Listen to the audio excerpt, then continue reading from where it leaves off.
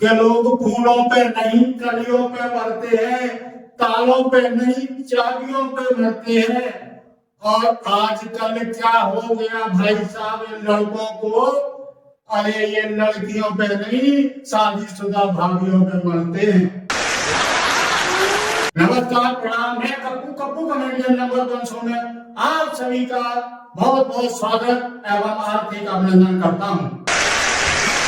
और भैया सबसे पहले उन खुश नसीब लड़कों को करवा चौथ की शुभकामनाएं जिन्होंने इंस्टाग्राम पे रील बना बना के भैया शादियां कर ली है। और भैया उन लड़कों को भी करवा चौथ की शुभकामनाएं जो भाई साहब सालों से फेसबुक पे लगे पड़े हैं और कायराना आज तक इसी बात पे झगड़ा कर रहे हैं कि पहले तू कसम खा के ये बता लड़की है या लड़का। और भैया मेरी बात ध्यान से सुनो, लड़की वालों ध्यान से सुनो।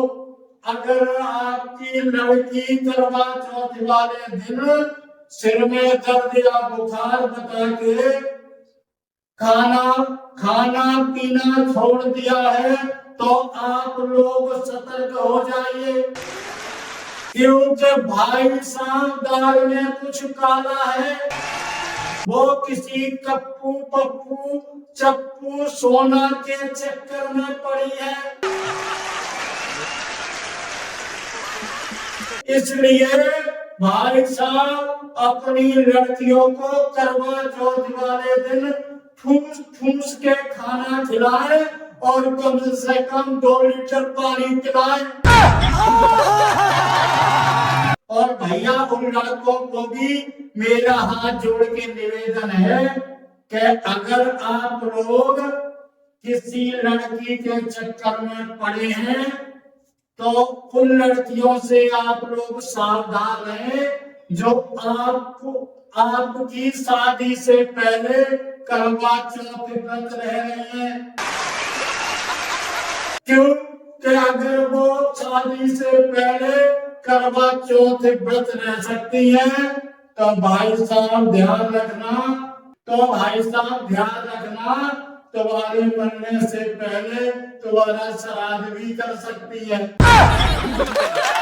भाई साहब 2025 में वो भी लड़कियां करवा चौथ का व्रत रख रही हैं जो हर साल अपना एक नया बॉयफ्रेंड बदलती है।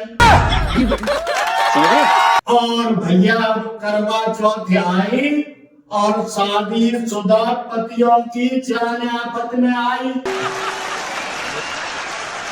जब करवा चौथ का दिन आता है तो भाई साहब पतियों की जान आफत में पड़ जाती है।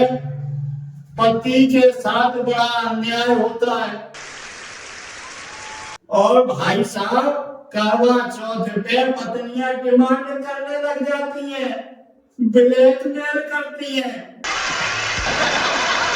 और पति भी बेचारा डरता है कि अगर पत्नी की बात नहीं मानी तो कहीं पत्नी ने गुस्से में अगर व्रत तोड़ दिया तो भैया उधर व्रत टूटा और इधर पति साहब।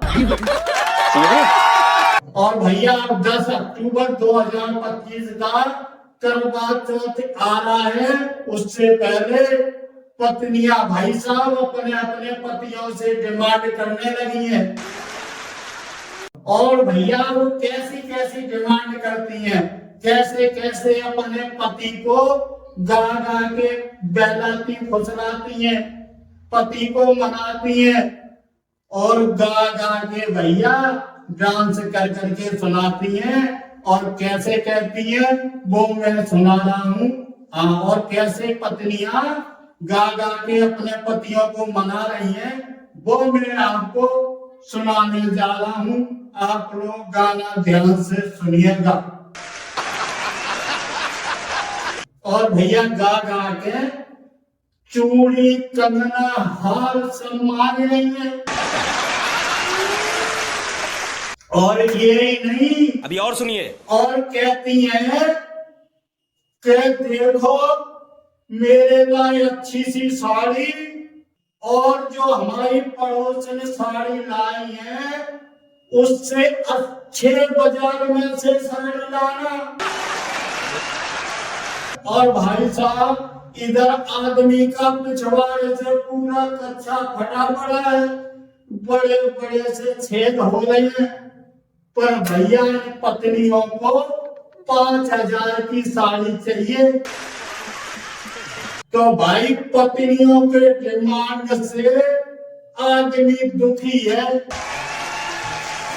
और भाई साहब पति की भी अपनी मजबूरी है, इसलिए पत्नी का डिमांड पूरी करता है, क्योंकि उसे पता है कहीं पत्नी की बात नहीं मानी और उसकी डिमांड अगर पूरी नहीं करी तो अगर पत्नी ने कहीं व्रत तोड़ दिया तो भाई साहब उधर पत्नी व्रत तोड़ेगी और इधर पति साहब। इसलिए भाई साहब विदेशों में करवा चौथ नहीं मनाया जाता है, वहां तो सीधे तलाक होता है। और भाई साहब इस साल मैंने 20वां अपना शादी सालगिरह मनाया था। अगर विदेश में पैदा होता तो 20वां हनीमून मनाता होता।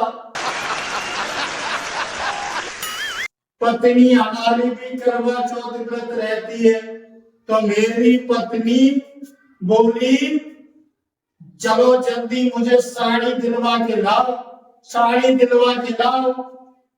मैंने कही मेरे पे तो मैंने कहा अरे भाग्यवान मेरे पे तो जहर खाने को पैसे ना है, मैं कहां से साड़ी दिलवाऊं। भाई साहब तुरंत जहर की पुड़िया ले आई, बोला जहर की पुड़िया तो ले हम पे रखिए खाए लो। और भैया फिर मैं डर की वजह से उसको साड़ी खरीदवाने बाजार में ले गया और मैं साड़ी की दुकान पे पहुंच गए। और जैसे ही साड़ी की दुकान पे पहुंचा तो बोली भाई साहब मुझे साड़ियां दिखाओ। तो वो दुकानदार साड़ी दिखाने लग गया, हरी पीली लाल नीली, पूरी दुकान में साड़ी साड़ी बिखेर दी। और भाई साहब दुकानदार पे इतनी साड़ी निकलवाई कि दुकानदार बेचारे को पूरा यूक्रेन बना दिया। इतनी साड़ी निकलवाने के बाद भी एक भी साड़ी पसंद नहीं आई। फिर वो लास्ट में दुकानदार से बोली भाई साहब वो जो तुम्हारे पीछे है ना, पीछे तुम्हारे जो हरे कलर की साड़ी लगी है वो वाली साड़ी दिखाओ। दुकानदार ने हाथ जोड़े, बोला बहन जी माफ करो, जो तुम हरे कलर की साड़ी बता रही हो वो साड़ी नहीं, वो पोछा लगाने का कपड़ा है। अब भैया जैसे तैसे वहां से दूसरी दुकान से साड़ी खरीदवा के लाया। फिर उसके बाद बोली अब सुनार की दुकान से एक हार खरीदवा के लाओ। मैंने कहा हार के तो पैसे ही नहीं है। तो भैया वो नहीं बोली मुझे हार चाहिए। मैंने कही मेरे पे पैसे ही नहीं बचे, मैं कहां से हार ला के दूंगा। तो भाई साहब कर्ज काट के फिर मुझे हार लेना पड़ा। तब उसने व्रत किया। आप लोग जा कर रहे हो भैया, आप भी शादीशुदा हो तो कम से कम शादीशुदा वालों को साथ देना। और भैया चैनल पर नए रहो तो मेरे चैनल को लाइक सब्सक्राइब और शेयर जरूर कर देना। और इसी के साथ आप लोग हंसते रहिए, मुस्कुराते रहिए और भैया देखते रहिए कप्पू कॉमेडियन नंबर 1 शो। इसी के साथ मैं आपसे विदा लेता हूं और नेक्स्ट वीडियो में करवा चौथ भाग 2 के साथ आपको फिर मिलेंगे। तब तक के लिए हमें अनुमति प्रदान करें। नमस्कार, प्रणाम, जय हिंद। फिर मिलेंगे, बाय बाय।